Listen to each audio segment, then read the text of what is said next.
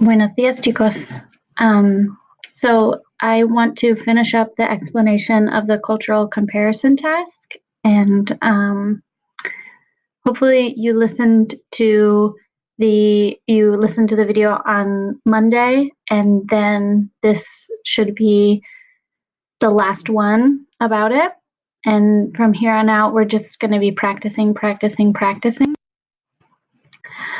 So I left off, we were looking a little bit at this outline, and I reminded you that the AP exams this year are open note, open book. So you can have this outline out in front of you on May 22nd when you're taking the exam. Just a reminder, we were talking about the importance of answering the question, understanding what it's asking, and making sure you're answering it. So what importance does the integration or the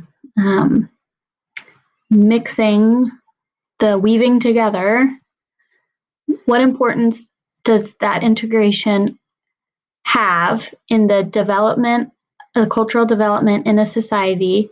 And the two things that we're integrating or mixing are the immigrants and the original ethnicities of that place. I do want to share some information that I'm also going to give to you guys in written form, but we learned recently that you guys will not have anything to read, including the question. So that question right there, you will hear 3 times on the day of the exam. You will not have it in written form. So that's new this year. Usually it's there, it's written. So we're going to do a bit of practicing with transcription. I'm going to give you guys some different topics and have you guys write them down.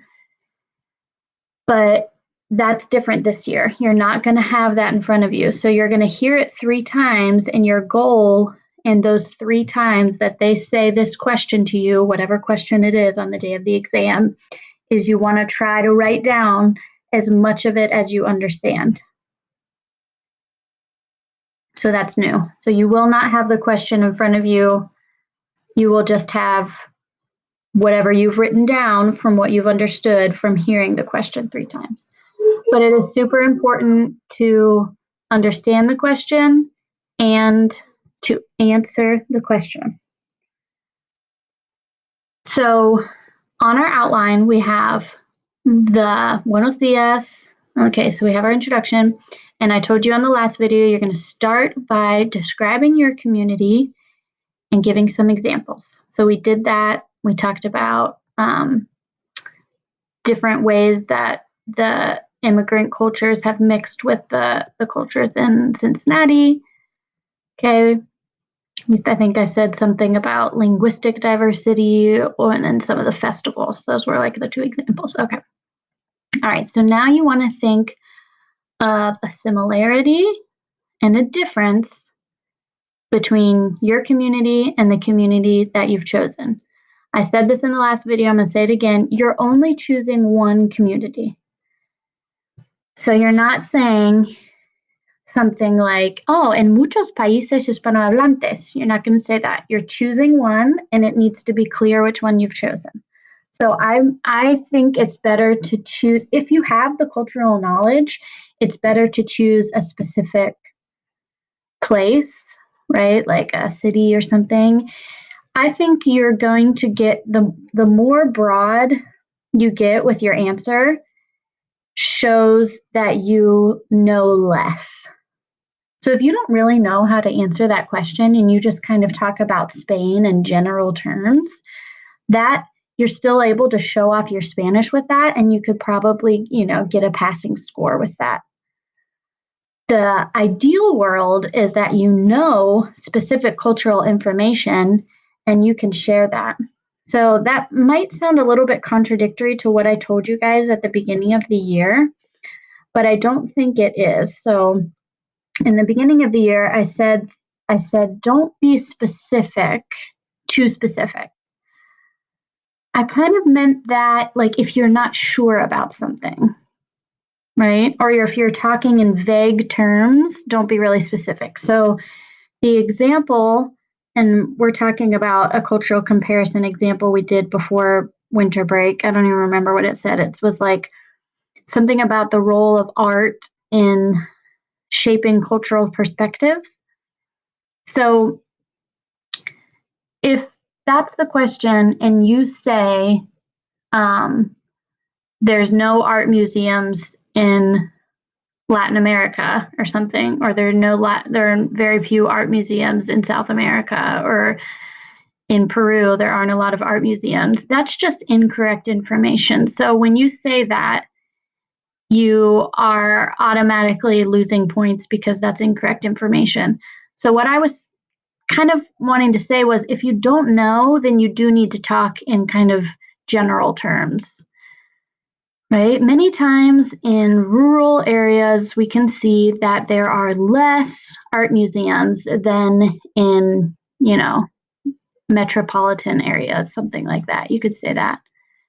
However, the ideal scenario is that you are choosing a specific community and you are showing your knowledge about it. So if you were talking about art museums and you've been to Madrid and you've been to El Prado, which is a very famous art museum, or you've been to Reina Sofia, which is another very famous art museum in Madrid, and you could talk about that, that would be the ideal situation.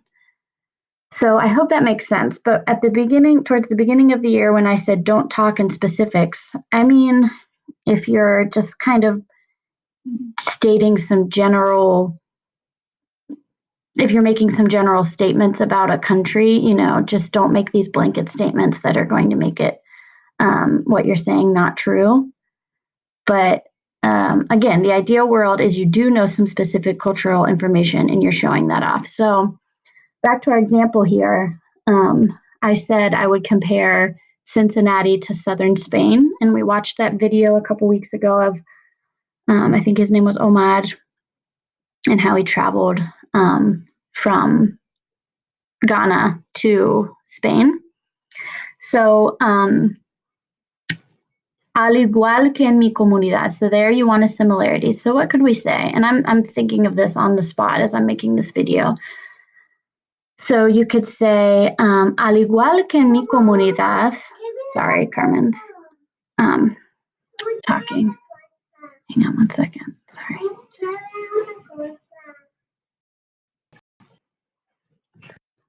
Okay, sorry. So we're thinking of a similarity between southern Spain and Cincinnati, and we're talking about the integration of people who already live there and the immigrants, right? So, and we're talking about the cultural development. So, again, I'm making this up on the spot, pero al igual que mi comunidad, en el sur de España, también se puede ver una diversidad que no existiría sin los inmigrantes.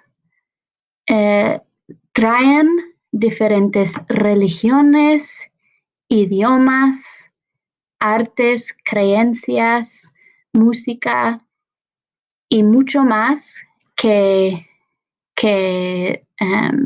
enriquece la cultura del sur de España. Un ejemplo es, se ve en el sur de España mucha cultura musulmana. Por ejemplo, en Granada podemos ver la Alhambra, que es un palacio árabe de hace mucho tiempo, pero es una representación de la cultura musulmana que vemos en el sur de España. So there I said similarity, and I gave some examples. So those examples are where you're going to show off your cultural knowledge. So I said, there's a lot of Arabic or Muslim culture in the south of Spain, which is true. And I gave the example of the Alhambra, which is an Arabic palace in the south of Spain, in Granada. That's where Juan's from.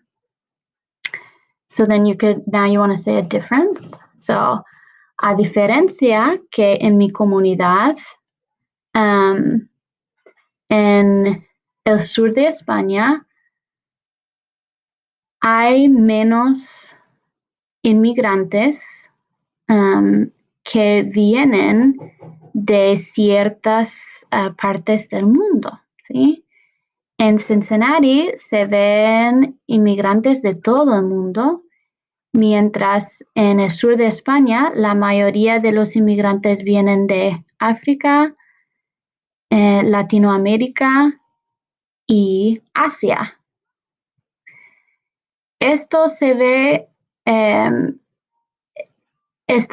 la cultura de diferentes formas, ¿sí? Entonces, por ejemplo, en la comida que vemos en los restaurantes. En Cincinnati se puede encontrar comida de cualquier país del mundo, casi. Mientras en el sur de España hay menos restaurantes europeos de otros países europeos, por ejemplo, o menos restaurantes mexicanos, por ejemplo. ¿Sí? So I said that a difference would be kind of like where the demographics of the immigrant population, and an example would be just how that is seen in like restaurants. So in Cincinnati, I know I just said it in Spanish, but just to clarify, in Cincinnati, you can see food from almost anywhere in the world, right? Whereas in Spain, there's in southern Spain, you can find that less options, right? So in southern Spain, there are lots of Chinese restaurants, right? There are lots of like shawarma restaurants, which is like a dish that they eat in the north of Africa and Morocco. But you're not going to see, for example, like, Mexican restaurants, a ton of Mexican restaurants. I think there's like one in Granada or something like that. So that's just a difference. And then you're kind of giving like a specific example. Okay, and then you have your conclusion. So if you have time, it says there. If you don't have time, then that's fine. The most important thing is that cuerpo, that body. But your conclusión, you have it there. Por lo tanto, no podemos olvidarnos que, we can't forget that. And then if you could just restate the question in a different way. Again, if you're super nervous and you need to fill up some time, you could just kind of like repeat it. But if in a perfect world, you would try to restate it and show off some different vocabulary to kind of conclude your presentation. Okay. So therefore, we cannot forget the importance of the integration of different cultures and the way in which this integration improves society and all of our different cultures, or something like that, right? So, por lo tanto, no podemos olvidarnos que esta integración de los inmigrantes y de las etnias originarias de diferentes sociedades mejora el aspecto cultural de cada una de nuestras culturas, or something like that, right? I'm just that's just off the cuff, but that's the idea, guys. I'm going to give you like a little quiz on these videos. I'm sorry that you're listening to me talk so long and know that it's boring, but I just was listening to your guys' last cultural comparison, and there were some big mistakes. So the biggest mistakes I heard were not choosing one specific community, which you need to do. The more specific, the better, unless you don't know anything, and then you kind of want to probably go a little bit more vague, but the more specific, the better.